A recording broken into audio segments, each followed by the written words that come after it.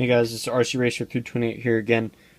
I promised you guys I'd do this, and this is a review of the Kyosho rb6.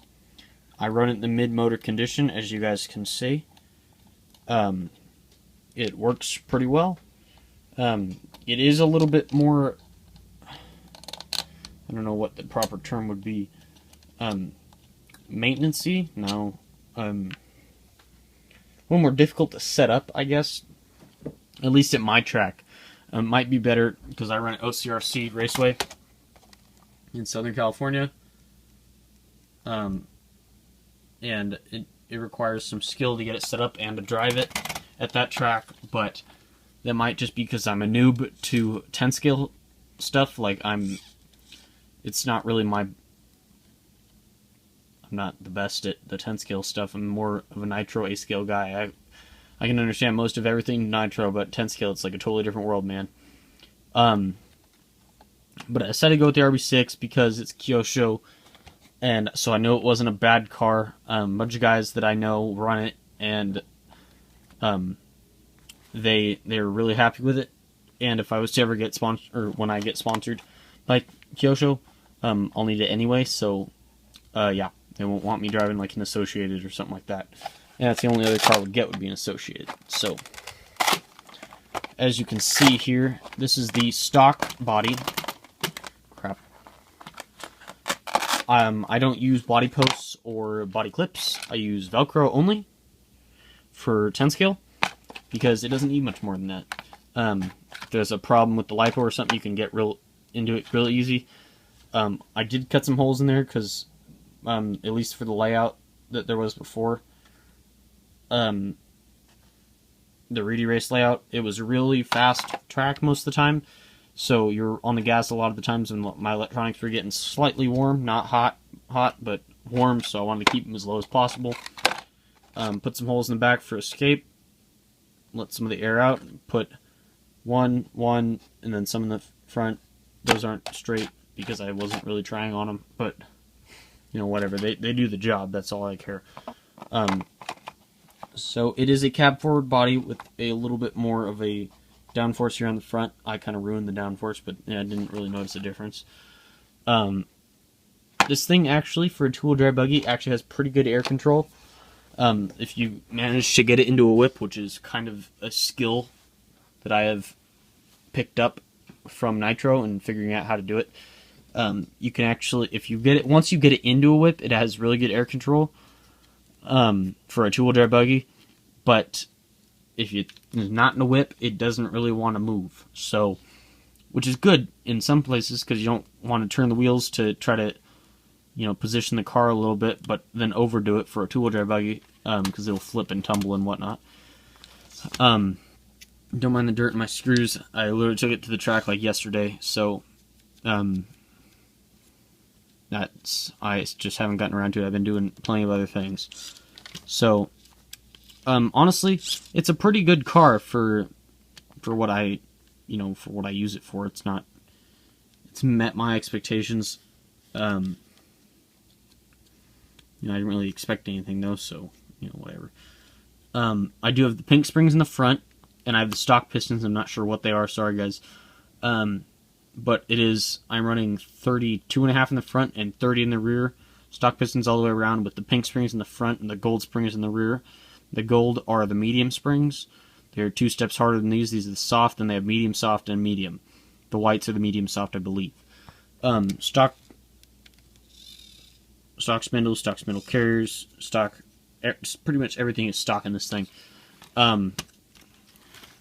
Except for this J-Concepts battery brace. I wanted the look of the carbon fiber, and also it's a little bit more rigid. Everyone likes the look of the carbon fiber, but still. The whole point was to be a little bit more rigid, and so that's what I did.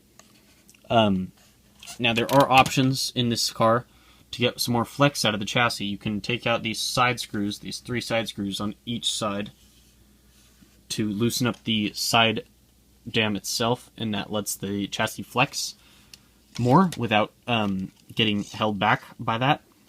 And then also you can take out this screw right there and that screw right there, and that is actually what holds the bottom of the motor guard in, down there.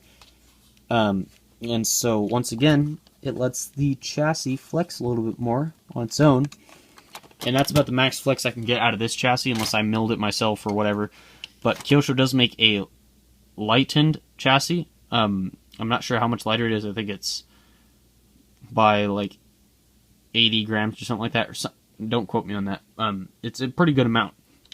They milled it out, and they milled out as much as, or all the places that it didn't need all of the aluminum to be as durable as it needed to be.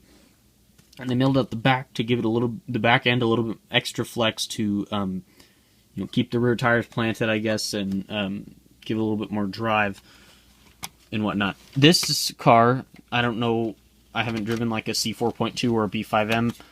I have friends that have them, and this seems like a labor to drive sometimes, but actually with the setup that I've got on it now, I put the rear or the front tower in, took the ball stud washer, so I put the front tower in, took the ball stud washer off, rose the spindle, so you guys can see, maybe.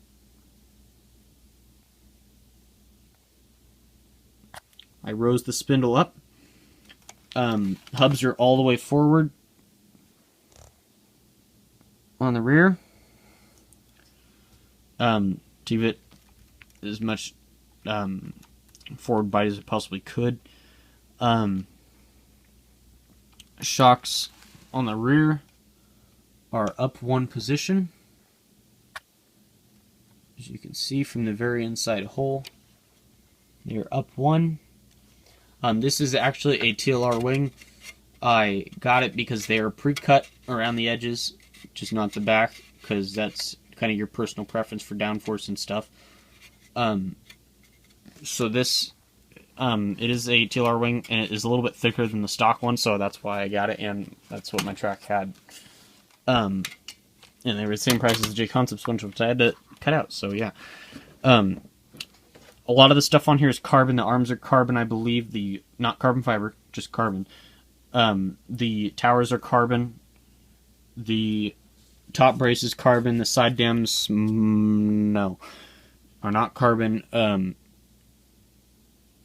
quite a few carbon parts on this car to make it a little bit stiffer. The shocks are 12mm. Comes with 12mm hexes all the way around, which is great.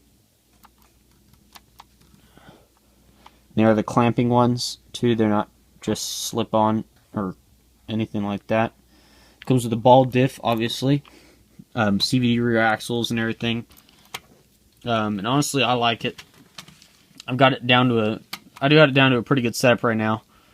I've got a Tekin 8.5 in it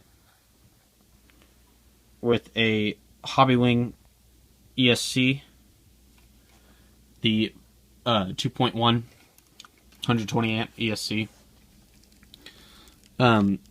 Savox something or other servo in there. I don't know which one it is. I haven't seen it in so long. That's just what I had for a spare, so that's what I put in it. The steering rack in here is actually extremely well built. It does not get very much slop in it at all. I don't know if I can show you guys without. There's not a lot of slop in it, which is amazing. The shocks are just like any Kyosho shock, real smooth. No binding, no nothing, so I was very proud of that. I think that's pretty much it, guys. I've been driving this car for about 3 months, I'd say, since November, so 3 to 4 months now. And I've been enjoying it. It's been getting better every time I take it out, so that's kind of the whole goal. If I missed anything or you guys have any tips for me, let me know. So thank you guys for watching. Don't forget to comment, rate, and subscribe, and I'll see you guys later.